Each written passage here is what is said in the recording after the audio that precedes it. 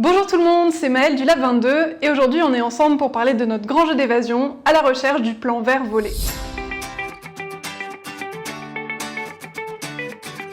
Ce jeu d'évasion permet d'aborder plein de sujets différents liés à la transition socio-écologique, comme la communication environnementale, la sobriété numérique ou encore l'engagement des jeunes. Il s'adresse aux jeunes de secondaire, quel que soit leur niveau, à des groupes d'environ 5 à 10 jeunes, et il dure 75 minutes pour résoudre les 7 énigmes. Il demande quand même un petit temps de préparation, mais il assure vraiment à vos étudiants un super moment partagé, et il permet aussi de débuter plein de belles réflexions intéressantes autour de la transition socio-écologique. La première chose à faire est d'imprimer le guide d'animation pour l'adulte qui va expliquer les différentes étapes de mise en place et qui va permettre de suivre le jeu d'évasion, les différentes étapes. La seconde chose à faire est d'imprimer les énigmes, il y en a 7.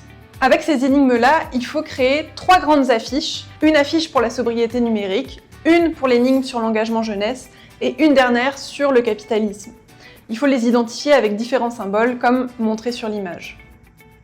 La dernière chose à imprimer est le trésor volé. C'est le trésor que doivent trouver les étudiants qui correspond en fait à un plan environnemental.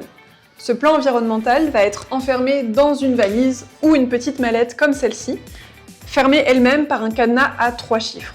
Pour trouver les 3 chiffres du cadenas, vous allez avoir besoin de préparer 3 petits papiers avec les numéros du cadenas et 3 autres papiers qui vont être des indices qui vont indiquer où sont cachés ces numéros-là.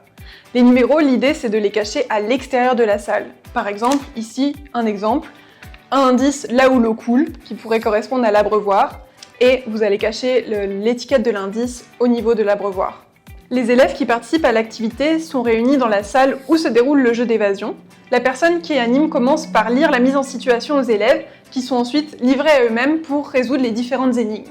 Au total, il y a 7 énigmes à résoudre. L'énigme sur l'empreinte numérique, qui est identifiée par un rond orange, et qui est en fait une charade avec différents papiers que les étudiants doivent venir placer sur l'affiche correspondante. L'énigme sur l'émerveillement nature, qui est un casse-tête qui doit être reconstitué par les jeunes. L'énigme sur le capitalisme, identifiée par un triangle vert. Sur l'affiche correspondante, il y a différents modes économiques alternatifs qui sont présentés. Les jeunes doivent trouver des organismes correspondants dans la salle et venir les poser au bon endroit sur l'affiche. L'énigme sur l'alimentation, où il y a des protéines végétales en photo qu'il faut associer à leur nom. L'énigme sur la justice climatique, identifiée par un carré rose. Les élèves doivent trouver différents articles de presse et y associer la population qui est touchée et vulnérable. L'énigme sur la communication, avec la phrase codée et l'image d'avocat dessus. Cette énigme est parfois un petit peu difficile à résoudre pour les jeunes, vous pouvez donc leur donner au bout d'un moment le code pour la résoudre plus facilement. L'énigme sur l'engagement des jeunes, qui sont 5 citations de gens célèbres que les jeunes doivent reconstituer. Une fois que les étudiants ont trouvé les 3 indices qui emmènent aux 3 chiffres du cadenas, ils peuvent ouvrir la valise, le trésor est découvert, le jeu est donc terminé et vous avez réussi à résoudre le jeu d'évasion. Dans le guide d'animation, vous trouverez différents types de questions qui peuvent amener des débats et des discussions intéressantes en classe. Vous pouvez aussi choisir de remettre un prix à vos étudiants une fois qu'ils ont trouvé le plan vert volé. Pour cela, vous pouvez vous inspirer de la liste des cadeaux immatériels que vous trouverez sur le site du Lab 22. Finalement, vous pouvez choisir de faire jouer plusieurs salles en même temps, ou bien de répéter l'expérience avec différentes classes et de chronométrer chacun des groupes afin d'instaurer un petit esprit de compétition.